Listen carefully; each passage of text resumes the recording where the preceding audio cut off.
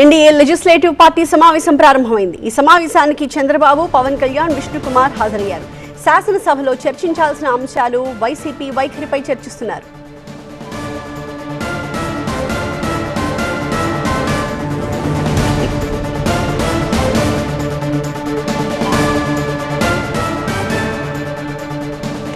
NDA శాసనసభ పక్ష సమావేశం ప్రారంభమైంది. ఈ సమావేశానికి సంబంధించిన దృశ్యాలను మనం చూస్తూ ఉన్నాము.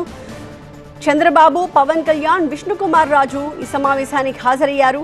ప్రధానంగా శాసనసభ నడుస్తున్న నేపథ్యంలో సభలో ఎలాంటి అంశాలు చర్చించాల్సిన అవసరం ఉంది, ముఖ్యమైన అంశాలు ఏమేంటి, వాటితో పాటుగా తాజాగా వైసీపీ తీసుకున్న స్టాండ్ మీద వైసీపీ వైఖరిపై కూడా ఈ సమావేశంలో చర్చిస్తున్నారు.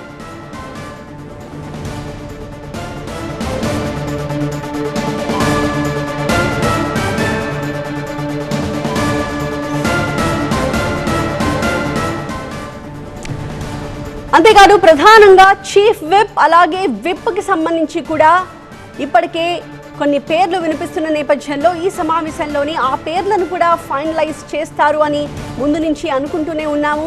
ఈ క్రమంలోనే ఇవాళ కొద్దిసేపటి క్రితం ప్రారంభమైన ఎన్డీఏ శాసనసభాపక్ష సమావేశంలో కీలకమైన అంశాలు చర్చిస్తూ ఉన్నారు.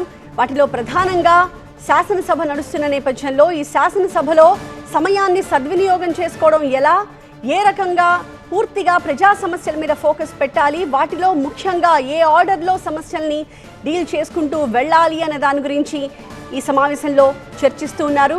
దాంతోపాటుగా చీఫ్ విప్ అలాగే విప్లకు సంబంధించి వాళ్ళని నియమించడం కోసం కసరత్తు జరుగుతోంది.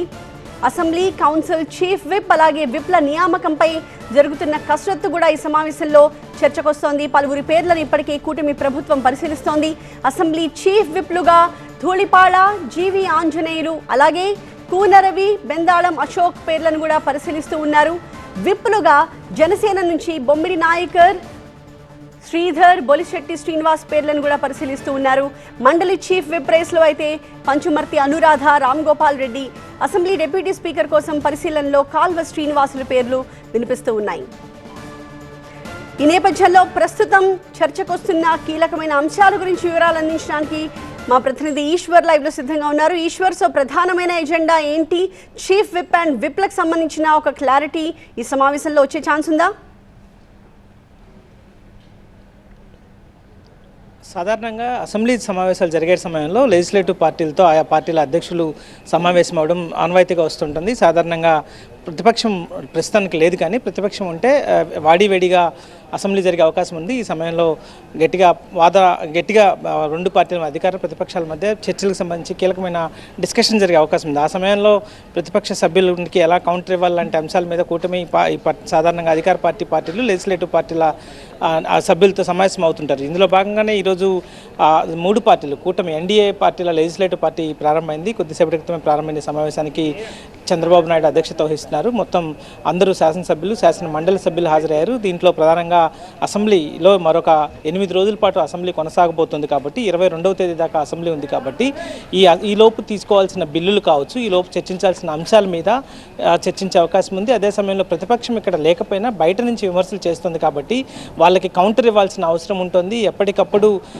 ఒకవైపు గత ప్రభుత్వంలో చోటు చేసుకున్న వైఫల్యాలని పెద్దగా ప్రజల్లోకి తీసుకెళ్లే విధంగా అర్థవంతమైన చర్చల్లో ఎమ్మెల్యేలు పాల్గొనాలి, మంత్రులు పాల్గొనాలి. అదేవిధంగా కొన్ని ఎక్స్పర్ట్స్ కొన్ని సబ్జెక్ట్స్లో కొంతమందికి ఆ ఎమ్మెల్యేలకు కూడా అట్లాంటి అవకాశం ఇస్తారు.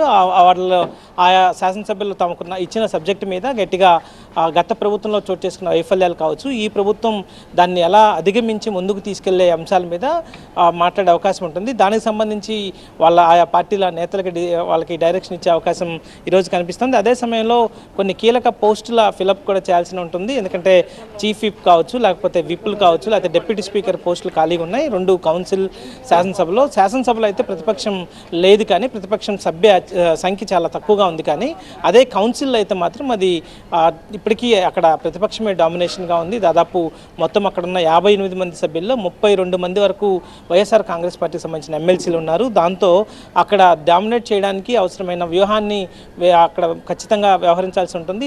ఈ నేపథ్యంలోనే కౌన్సిల్ పైన ప్రస్తుతం ప్రభుత్వం దృష్టి సారించింది, కూటమి పార్టీలు దృష్టి సారించాయి. కౌన్సిల్లో డామినేట్ చేయాలి, అదే సమయంలో కౌన్సిల్లో ఈ చీఫ్ విప్ లాంటి వాళ్ళని వెంటనే తక్షణం నియమించాలన్న దిశగా ప్లాన్ చేస్తుంది. ప్రధానంగా కౌన్సిల్లో పంచమర్తి అనురాధ లేకపోతే భూమిరెడ్డి రామ్గోపాల్ రెడ్డి వీళ్ళిద్దరిలో ఒకరిని కౌన్సిల్కి సంబంధించి చీఫ్ విప్గా నియమించాలి. దీని ద్వారా చీఫ్ విప్ ఫ్లోర్ మేనేజ్మెంట్ చేయడానికి చాలా కీలకమైన పొజిషన్ అది. అక్కడ జరిగే డిస్కషన్స్లో అధికార పార్టీ సభ్యుల సంఖ్య ఎక్కువగా ఉంటుంది కాబట్టి వాళ్ళు డామినేషన్ పెరగకుండా అక్కడ కీలకంగా వ్యవహరించాల్సి ఉంటుంది, వ్యూహాత్మకంగా వ్యవహరించాల్సి ఉంటుంది. సో తక్షణమే ఎమ్మెల్సీలో ఈ చీఫ్ విప్ పోస్ట్ని పూర్తి చేసే ప్రక్రియకి ప్రభుత్వం శ్రీకారం చుట్టబోతుంది. ఆ నేపథ్యంలోనే అది కూడా ఇక్కడ డిస్కషన్ జరిగే అవకాశం ఉంది. అదే సమయంలో విప్లకు సంబంధించి కూడా ప్రధానంగా జనసేన కావచ్చు, బీజేపీలకు కూడా విప్ ఇచ్చే అవకాశం, వాటి మీద చర్చ జరిగే అవకాశం ఉంది. ఇంకా అసెంబ్లీకి వస్తే చీఫ్ విప్ రేస్లో చీఫ్ విప్ క్యాబినెట్ ర్యాంక్ ఉండడంతో దానికి సంబంధించి పెద్ద ఎత్తున కాంపిటీషన్ ఉంటుంది. దాంట్లో పెద్ద కులాల సమీకరణలు కూడా వాటిని పరిగణలోకి తీసుకునే అవకాశం ఉంటుంది. ఇప్పటికే శాసనసభ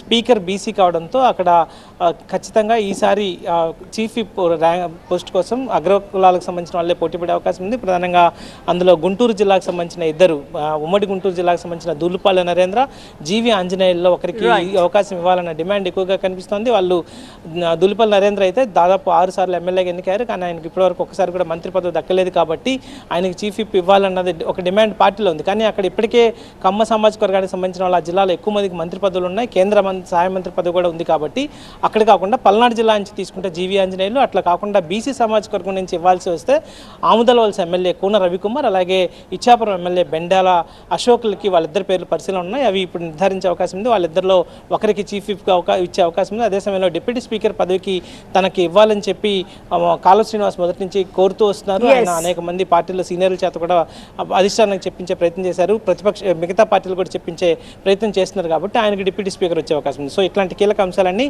ప్రస్తుతం లెజిస్లేటివ్ పార్టీ సమావేశంలో చర్చకు వస్తున్న నేపథ్యం కనిపిస్తుంది.